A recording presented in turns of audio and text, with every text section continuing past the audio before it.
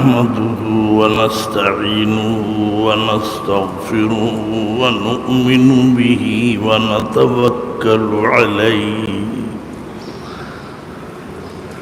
ونعوذ بالله من شرور أنفسنا ومن سيئات أعمالنا من يهده الله فلا مضل له ومن يضلله فلا هادي له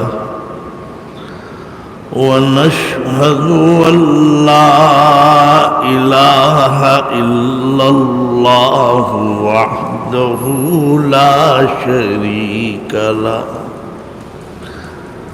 ونشهد أن سيدنا ونبينا ومولانا محمدا عبده ورسوله صلى الله تعالى على خير خلقه محمد وآله وأصحابه أجمعين أما بعد فأعوذ بالله من الشيطان الرجيم بسم الله الرحمن الرحيم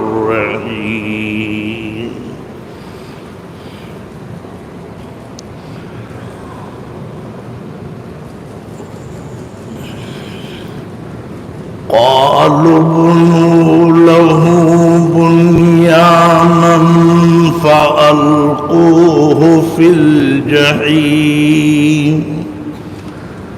فأرادوا به كيدا فجعلناهم الأسفلين وقال إني ذاهب إلى ربي سيهدين رب هب لي من الصالحين فبشرناه بغلام حليم فلما بلغ معه السعي قال يا بني إني أرى في المنام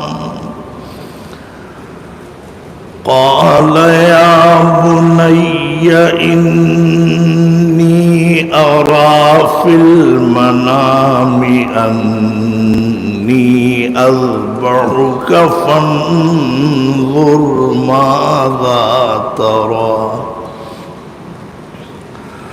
قال يا أبت افعل ما تؤمر ستجدني إن شاء الله من الصابرين فلما أسلما وتله للجبين وناديناه أن يا إبراهيم قد صدقت الرؤيا إنا كذلك نجزي المحسنين إن هذا لهو البلاء المبين وفديناه بذبح عظيم وتركنا عليه في الآخرين سلام على إبراهيم كذلك نجزي المحسنين إنه من عبادنا المؤمنين وبشرناه بإسحاق نبيا من الصالحين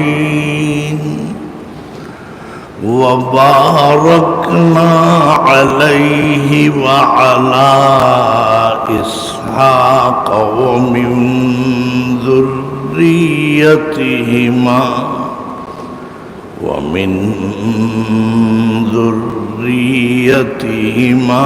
محسن وظالم لنفسه مبين صدق الله مولانا العظيم وصدق رسوله النبي الكريم ونحن على ذلك من الشاهدين والشاكرين والحمد لله رب العالمين. بزرگان محترم اور برادران عزیز،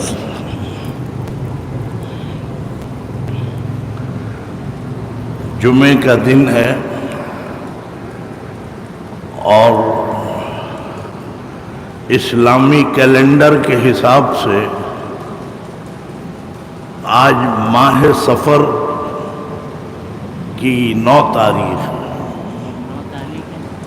1443 ہجری ماہ صفر 9 تاریخ اور انگریزی تاریخ آج کون سی ہے؟ 17 ستمبر 2021. سورہ صافات جو ایک طویل عرصے سے پڑھی جا رہی ہے، گزشتہ جمعہ بھی میں نے یہی آیتیں پڑھی تھیں اور میں یہ بات عرض کر رہا تھا کہ اس میں ذکر کیا ہے اللہ تعالیٰ نے حضرت ابراہیم علیہ السلام کا، اور میں نے یہ بھی کہا تھا کہ حضرت ابراہیم علیہ السلام کا ذکر ان آیتوں میں، یعنی آیتیں تو اور بھی بہت سی ہیں لیکن یہ چونکہ آیتیں ترتیب کے اعتبار سے یہ چل رہی ہیں، لہذا میں یہی کہوں گا کہ ان آیتوں میں حضرت ابراہیم علیہ السلام کا ذکر اللہ تعالیٰ نے فرمایا اور 2 چیزوں کا ذکر فرمایا، 2 باتوں کا، جس کو میں نے گزشتہ جمعہ بھی عرض کیا تھا اور بات کہیں سے کہیں نکل گئی. میں نے عرض کیا تھا کہ 2 قربانیوں کا ذکر، ایک قربانی اپنی ذاتی یعنی اپنی جسمانی اور بدنی حوالے سے، اور وہ قربانی وہ تھی کہ جب آپ نے تبلیغ فرمائی. ظاہر ہے کہ تبلیغ جسمانی اور بدنی عمل ہے. اس زمانے میں چونکہ سائنس اور ٹیکنالوجی کا دور ہے تو تبلیغ بھی بڑی آسان ہو گئی. پہلے زمانے میں جب سائنس اور ٹیکنالوجی نہیں تھی تو اس وقت بھی تبلیغ ہوتی تھی. تمام نبیوں اور پیغمبروں نے تبلیغ فرمائی یہاں تک کہ آخر میں تشریف لائے ہیں سرکار دو عالم صلی اللہ علیہ وسلم، نبی آخر الزمان۔ نبیوں اور پیغمبروں نے سب نے جو تبلیغ فرمائی، زبانی اور قولی، کلامی، زبان سے فرمایا، اپنے کلام سے فرمایا، اپنے قول سے فرمایا، اور زبان اور کلام کا تعلق جسم اور بدن سے ہے۔ میں اگر اس وقت بول رہا ہوں تو اپنے جسم کے ایک حصے سے بول رہا ہوں۔ میری زبان میرے جسم اور بدن کے اندر موجود ہے، آپ کے اندر موجود ہے۔ تو نبیوں اور پیغمبروں نے جو تبلیغ فرمائی ہے، حتیٰ کہ سرکار دو عالم صلی اللہ علیہ وسلم کا زمانہ بھی سائنس اور ٹیکنالوجی سے خالی تھا، آپ نے بھی زبان سے تبلیغ فرمائی۔ آپ تبلیغ کے لیے گھر سے باہر نکلے، مکے میں تبلیغ فرمائی۔ باقی یہ ہے کہ مکے سے باہر جا کے تبلیغ فرمائی یا نہیں، میں اس موضوع پہ بات نہیں کروں گا۔ یہ اور بات ہے کہ آج کی تبلیغ میں یہ ہے کہ گھر چھوڑ کے آپ باہر تبلیغ کریں، اپنے محلے میں کریں، محلے سے آپ جا کے دوسرے علاقے میں کریں، اور دوسرے شہر میں جائیں، دوسرے ملک میں جائیں۔ یہ بھی تبلیغ کے خلاف نہیں ہے، یہ اعلیٰ درجے کی تبلیغ ہے کہ آپ اپنا گھر بار چھوڑ کے تبلیغ کے لیے نکلے۔ جو بھی ہمارے مسلمان بھائی اس طریقے سے تبلیغ میں نکلتے ہیں ان کو بڑا اجر ملتا ہے، یہ اعلیٰ درجے کی تبلیغ ہے۔ گھر چھوڑا، محلہ چھوڑا، اپنا علاقہ چھوڑ دیا، یعنی تبلیغ کے لیے، اور پھر آگے گئے تو شہر سے نکلے، شہر سے اور آگے گئے، دنیا بھر میں پھیل گئے۔ لیکن حضور اکرم صلی اللہ علیہ وسلم جو تبلیغ فرما رہے ہیں وہ مکے میں فرما رہے ہیں، مکے سے باہر نہیں گئے۔ اور اگر گئے بھی ہوں گے تو جیسے طائف ایک جگہ ہے، مکے سے قریب ہے، تو خیر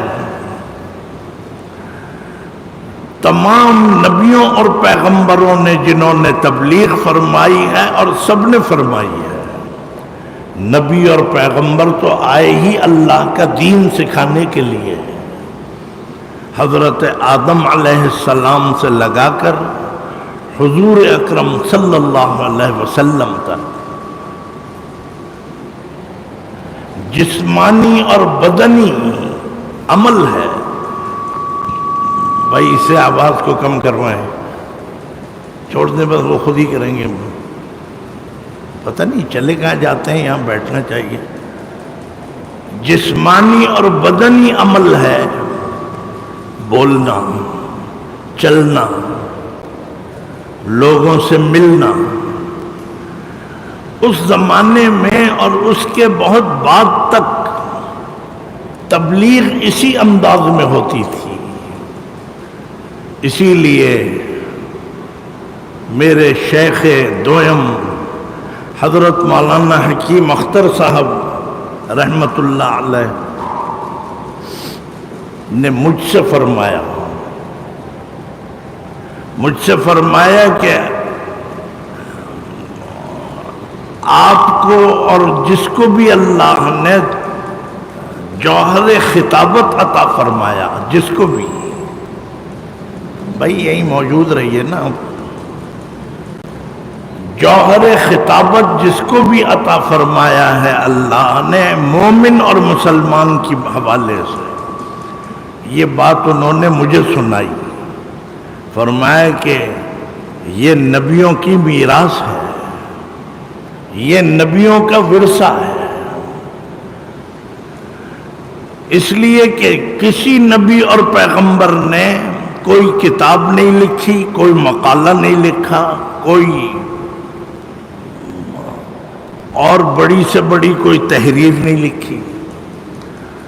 جو آسمانی کتابیں آئی ہیں وہ قرآن کریم کے علاوہ تو سب کتابیں لکھی ہوئی نازل ہو گئیں، توریت، انجیل، زبور اور صحف آسمانی، صحف ابراہیم و موسیٰ۔ لیکن قرآن کریم آخری کلام ہے اللہ کا، یہ بصورت کلام نازل ہوا ہے، یہ لکھا ہوا نہیں ہوا۔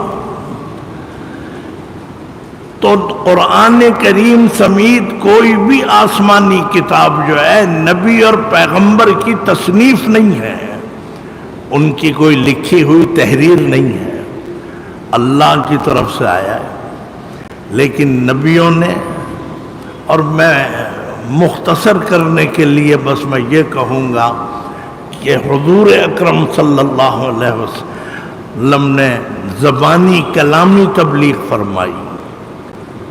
جو بھی ملنے آ گیا، جس سے بات کی، گھر سے باہر نکلے، مسجد سے باہر نکلے، مکے کے اندر رہے، آپ نے تبلیغ زبانی اور کلامی فرمائی۔ تو حکیم صاحب، مولانا حکیم اختر صاحب رحمۃ اللہ علیہ نے فرمایا کہ آپ کو جو اللہ نے جوہر اگر دیا ہے خطابت کا، یا جس کو دیا ہے، انہیں چاہیے کہ وہ اس کی قدر کریں، کیونکہ یہ نبیوں کا ورثہ ہے، نبیوں نے زبان سے تبلیغ کی ہے، اور خود ہی یہ بات فرمائی، میں نے کچھ نہیں پوچھا، فرمایا کہ اس کی قدر و قیمت یہ ہے، آپ اس کی حفاظت کریں، اس کی قدر کریں۔ اور یہ بات واضح طور پہ فرمائی کہ وعظ اور خطابت کا معاوضہ نہ لیں، فیس نہ لیں۔ یعنی مطلب یہ ہے کہ اگر آپ اس لیے خطابت کریں کہ لوگ آپ کو پیسے دیں، یا آپ کہیں جی کتنے پیسے دیں گے آپ، جیسا کہ آپ دیکھتے ہیں محرم میں اور ربیع الاول میں یہ جتنے بھی معاوضے والے مولوی ہیں یا جو بھی ہیں خطاب کرنے والے، وہ پہلے انتظامیہ سے طے ہوتا ہے اتنے پیسے لوں گا، اتنے کا کانٹریکٹ ہوا ہے۔ بہرحال یہ ہوتا ہے اور ہو رہا ہے کافی عرصے سے۔ جو اپنی خطابت کا معاوضہ طے کر کے اگر خطاب کرے گا تو یاد رکھیے اس کے خطاب میں نہ کوئی برکت ہوگی، نہ لوگوں کو فائدہ ہوگا، اور نہ وہ اللہ کے یہاں قبول ہوگا۔ اور کوئی کہ جی مجمع تو بہت متاثر ہوتا ہے، تو مجمع کا متاثر ہونا کوئی اللہ میاں کیا، نعوذ باللہ، اللہ میاں کیا آپ کے جلسے اور مجمع دیکھ کے کیا متاثر ہو جاتے ہیں؟ بھائی اس کا تو بہت بڑا جلسہ ہوا ہے، بھائی اس کی تقریر میں تو لوگ بڑے جھوم رہے تھے، لا حول ولا قوة۔ وہ دجال آ رہا ہے خبیث، تقریباً آ ہی چکا ہے۔ دجال کی جب تقریر کوئی سنے گا تو اللہ نہ کرے جو ہم اس وقت موجود ہوں ایمان کے ساتھ چلے جائیں دنیا سے۔ دجال جب بیان کرے گا تو لوگوں کے اندر ایک عجیب و غریب کیفیت پیدا ہوگی، تو پھر دجال کو اپنا امام بنا لو۔ یہ کوئی کمال نہیں ہے کہ جی مجمع کے اوپر سحر طاری ہو گیا، بہت اثر ہوا، یہ نہیں۔ ہو جائے ٹھیک ہے سبحان اللہ، نہ ہو تو کوئی حرج نہیں۔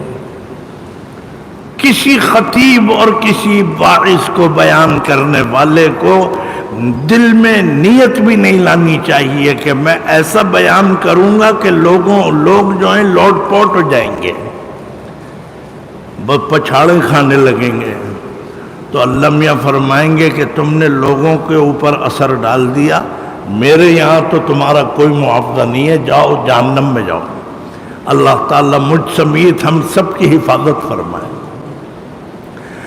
تو حضرت مولانا حکیم صاحب نے فرمایا کہ اس جوہر خطابت کو، وعظ کو، تقریر کرنے کو اپنا معاش کا ذریعہ نہ بنا لینا.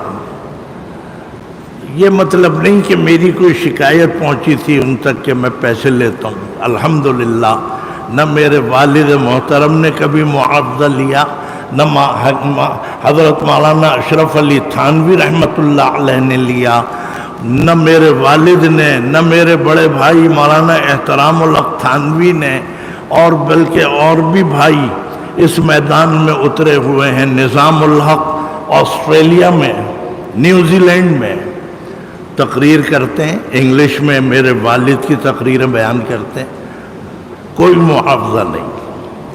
حالانکہ انگریزی پڑھے لکھے ہیں، لیکن وہ مزاج یہی ہے کہ بھئی ہمیں وعظ اور تقریر کے پیسے نہیں چاہیے، نہ ہم طے کریں گے نہ کچھ. تو اس کا مطلب یہ کہ بہت سے علماء ہیں، سب کا نام لینے میں تو 2 جمعے چاہیے کہ میں نام ہی لیتا رہوں ان کے. لیکن الحمدللہ یہ نہیں کہ حکیم اختر صاحب کو کوئی میری شکایت پہنچی تھی تو ایک ویسی انہوں نے بات فرما دی. بتانا یہ تھا کہ نبیوں نے جو تبلیغ کی ہے وہ زبان اور کلام سے کی ہے. بڑے بڑے کتابیں لکھ کے نہیں کی. اور میں یہ نہیں، یہ میں کہہ رہا ہوں، حکیم صاحب کی بات تو ہو گئی مکمل. اب میں یہ بات آپ سے کہہ رہا ہوں کہ جنہوں نے کتابیں لکھی، جنہوں نے مقالے لکھے، جنہوں نے تحریریں لکھی، جو اور کسی طریقے سے تبلیغ کر رہے ہیں، وہ سب کے سب شریعت کی نظر میں جائز ہیں، حلال ہیں، ناجائز نہیں ہے. اگر کسی نے کتاب لکھی ہے تو بہرحال یہ بھی تبلیغ ہے، یہ بھی دین کا فائدہ پہنچانا ہے.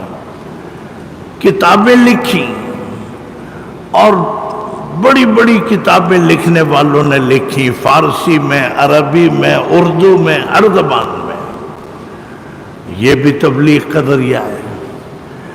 تو خیر بات لمبی ہو جائے گی. میں عرض یہ کر رہا ہوں کہ نبیوں اور پیغمبروں نے زبان سے تبلیغ فرمائی. زبان کہاں ہوتی ہے؟ جسم اور بدن میں ہوتی ہے. حضرت ابراہیم علیہ السلام نے تبلیغ فرمائی، یہ ان کا جسمانی عمل ہے، بدنی عمل ہے. اور پھر یہ بات بھی میں موضوع کے مطابق عرض کر رہا ہوں. میں اگر ادھر ادھر ہو جاتا ہوں تو میں سوچ کے نہیں آتا ہوں. میں تو خود چاہ رہا ہوں کہ مرنے سے پہلے پہلے جتنی باتیں قرآن کریم کی پیش کر دوں، اللہ میاں میری آخرت کی نجات کا سامان بنا دے. مجھے کوئی شوق تھوڑی ہے ایک ہی آیت پہ اٹکے رہنے کا. میں یہ بات بھی عرض کر دوں کہ تبلیغ زبانی اور کلامی ایک جسمانی عمل ہے، لیکن اس تبلیغ میں ظاہر ہے کہ ہاں میں عرض یہ کر، ایک حصہ یہ بھی ہے اس کا جو مجھے کہنا ہے. تبلیغ، پہلی تبلیغ یہ ہے کہ آپ اپنے گھر سے تبلیغ کریں. گھر میں بیوی ہے، بچے ہیں، ماں اور باپ دونوں ہی تبلیغ کرنا چاہیے دونوں کو. یہ تھوڑی ہے کہ تبلیغ مردوں کا عمل ہے عورتوں کا نہیں ہے، عورتوں کا بھی ہے. خواتین کا بہت بڑا حصہ ہے دین اسلام کی تبلیغ میں اور ترویج میں۔ عورتوں کو اللہ تعالیٰ نے کہیں کہیں مردوں سے بھی زیادہ مقام اور مرتبہ دیا ہے ولایت کے درجے میں۔ حضرت رابعہ بصریہ، حضرت عائشہ صدیقہ رضی اللہ تعالی عنہا، حضرت عمر فاروق جیسی ہستی حضرت عائشہ سے حدیث مانتے تھے۔ کوئی آپ کے پاس حدیث ہے تو ہمیں دے دیں۔ تو اس کا مطلب یہ ہے کہ حضرت یعنی خواتین کا بھی بڑا حصہ ہے۔ شریعت کے دائرے میں رہ کے اگر خواتین درس دیں، تبلیغ کریں، بیان کریں، بالکل بہت بڑی نیکی ہے۔ تو سب سے پہلے ماں اور باپ کی ذمہ داری ہے کہ وہ اپنے بچوں میں تبلیغ کریں، اور اگر ماں باپ بھی زندہ ہیں تو ماں اور باپ کو بھی تبلیغ کرو۔ حضرت ابراہیم کے ساتھ یہی معاملہ تھا۔ گھر میں حضرت ابراہیم کے والدین دونوں کے دونوں مشرک، باپ بھی۔ تو خیر ماں اور باپ کو تبلیغ کی، اور ابھی اولاد تو تھی نہیں، ماں اور باپ نے گھر سے نکال دیا یا دھمکی دے دی۔ حضرت ابراہیم نے گھر چھوڑ دیا، اس لیے نہیں چھوڑا کہ میری بیوی کہہ رہی ہے کہ میں رہنا نہیں چاہتی ساس سسر کے ساتھ۔ وہ بے وقوف بہویں ہیں کہ جو اپنے ساس سسر کے خلاف شوہر کو بھڑکاتی ہیں۔ حضرت ابراہیم نے بیوی تو ابھی ہیں بھی نہیں، لیکن خالصتاً اللہ کے دین کی خاطر ماں اور باپ کو چھوڑ دیا، اس لیے کہ یہ بات سنتے نہیں ہیں، بات کو مانتے نہیں ہیں، اور اب آ گئے۔ باپ نے کہا اگر تم میرے بتوں کو برا بھلا کہنا نہیں چھوڑو گے تو میں پتھر مار مار کے تمہیں ہلاک کر دوں گا۔ تو کیا حضرت ابراہیم کہتے کہ کر دیں؟ نہیں۔ اگر باپ اس حد تک اتر آئے کہ آج کے زمانے میں پستول لے کے کھڑا ہو جائے کہ خبردار جو تو نے مجھے دین کی کوئی بات سنائی، تو معاف کیجئے، پھر آپ کو اللہ میاں سے کوئی سند لے کے نہیں آئے کہ بس اپنی جان ہلاکت میں ڈال دو، تبلیغ کرنی ہے۔ بھائی نہیں سن رہے، ماں اور باپ چھوڑو، تم نے اپنا فرض ادا کر دیا، بس نہیں مانتے، اچھا کہو جی بخدا ہو۔ ماں باپ کا ادب احترام کرتے رہنا، کافر ماں باپ ہوں، مشرک ہوں، اور صاحب شراب پیتے ہوں، کوئی بھی ہوں، ماں اور باپ کا ادب لازمی اور ضروری ہے۔ حضرت ابراہیم نے، میں یہ بتا رہا ہوں کہ زبانی، کلامی، جسمانی اور بدنی تبلیغ میں یہ ہے کہ آپ اپنے گھر سے تبلیغ شروع کریں۔ گھر سے باہر نکلیں تو پھر باہر علاقے میں اور محلے میں کریں، مسجد میں جائیں تو مسجد میں کریں۔ یہ اس زمانے کی میں بات کر رہا ہوں، حضرت ابراہیم کے زمانے میں مسجدیں تھیں نہیں۔ جتنا جتنا آپ تبلیغ میں بڑھ چڑھ کے حصہ لیں گے، آپ پھیلائیں، پھر ایک مرحلہ ایسا بھی آ سکتا ہے کہ آپ تبلیغ کر رہے ہیں، لوگ آپ کی مخالفت کر رہے ہیں۔ تو مخالفت کا اگر یہ طریقہ ہے کہ جی سن نہیں رہے تو کوئی پرواہ نہیں، کوئی مسئلہ نہیں۔ اسی لیے منع کیا ہے۔ یہ میں جو باتیں کرتا ہوں کبھی پیچھے سے کرتا ہوں، کبھی موجودہ دور کی۔ اس دور میں یہ دیکھا گیا ہے کہ لوگوں کو جیسے کندھا پکڑ پکڑ کے بٹھایا جا رہا ہے تبلیغ میں۔ یہ عمل شریعت کے مطابق نہیں ہے۔ اللہ کے دین کو تم نے اتنا محتاج سمجھا ہے کہ لوگوں کو بلا رہے ہو پکڑ پکڑ کے۔ آپ اتنے سارے آ گئے، جتنے بھی آ گئے، کیا میں ایجنٹوں کے ذریعے پکڑوایا ہے کہ انہیں سب کو پکڑ کے لاؤ یہاں پہ؟ بھائی آ گئے، نہیں آئے، نہیں آئے۔ اور آنے کے بعد کوئی اٹھ کے چلا جائے، بھائی چلا جائے۔ وہ شعر پڑھ دوں دوبارہ، فارسی کا ہے، فرمایا کہ ہر کے خواہد گو بے آؤ، ہر کے خواہد گو بے رو، جس کا جی چاہے آ جاؤ، جس کا جی چاہے چلے جاؤ۔ میں یہ بچوں پہ جو چیختا ہوں تو اس لیے چیختا ہوں کہ یہ بلا وجہ آپ کی تو نظریں ادھر ہیں، میرے سامنے یہ کھیل تماشے ہو رہے ہیں، اور مسجد کے ذمہ دار سارے بیٹھے ہوئے ہیں، کہیں اے سی میں بیٹھے ہیں، کہیں پنکھے میں بیٹھے ہیں، کہیں کمروں میں بیٹھے ہیں۔ لوگ کہتے ہیں جی مولوی صاحب بیچ میں آپ کی کیا کرتے ہیں حرکتیں، تو میں کیا کروں؟ بھائی 10 آدمی اٹھ کے چلے جائیں، حاشا وکلا میں کچھ دیکھوں گا بھی نہیں کہ بھئی یہ اٹھ کے جا رہے ہیں، چلے جائیں، اس لیے کہ میرے باپ کا دین تھوڑی ہے، میں تو اللہ اور رسول کی بات بیان کر رہا ہوں، لڑائی جھگڑے نہیں کرا رہا۔ تو بچوں سے تو اس لیے مجھے تکلیف ہوتی ہے کہ یہ کھیل کود کر رہے ہیں اور سارے تقوی والے بیٹھے ہوئے دیکھ رہے ہیں تماشا، وہ دیکھیے بھاگتا ہوا آ رہا ہے، اور مؤذن صاحب ادھر کو منہ کیے کھڑے ہیں۔ بھائی ان بچوں کو آپ نے ابھی نکالا تھا پھر یہ آ گئے۔ تو خیر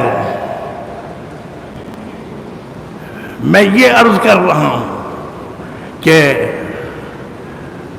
یہ دین اللہ کا ہے اور اللہ تعالیٰ بے نیاز ہے، اللہ میاں کو کوئی اس کی طلب نہیں ہے کہ بھئی اتنے کم لوگ آئے، اور اس پہ اللہ میاں خوش نہیں ہے کہ اوہ اتنے لوگ آ گئے، اچھا بھئی بڑی اچھی میری پوزیشن ہو گئی، نہیں۔